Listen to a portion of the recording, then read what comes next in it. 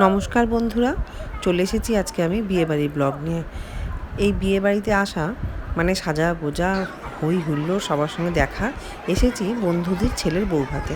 ওই যে ঘিয়ে শাড়ি পরে ওটা বন্ধুদি, উনি আগেই রিটায়ার করে গেছেন, তার ছেলের বউ ভাত। এই রানী কালারের শাড়ি পরে বন্ধুদির বউ ভারী মিষ্টি হয়েছে, বউ আমার খুব পছন্দ হয়েছে। এই বন্ধুদের সঙ্গে দাঁড়িয়ে আমরা সবাই গল্প করছি, এইসব আলোচনাই হচ্ছে আর কি।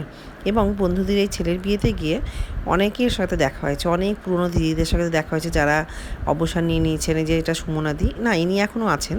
এই ধরাদি আগেই রিটায়ার করে গেছেন। ধরাদির সঙ্গে অনেক দিন পর বিয়েবাড়িতে দেখা হলো।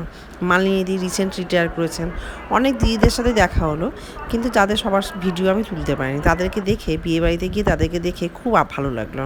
এই অন্বেষা নীলাদ্রি দাঁড়িয়ে আছে, বসবে।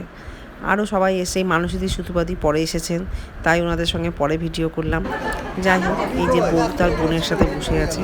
এবার কিন্তু আমাদের বিদায়ের পালা। এই বউয়ের বাড়ি সব লোকজন চলে এসছে। আমরা এবার বন্ধুদেরকে বলে বিদায় নিচ্ছি, কারণ বাড়িও তো যেতে হবে। খাওয়া দাওয়া সবই হলো, খুব ভালোই হলো। তবে আসি বন্ধুরা, বাই।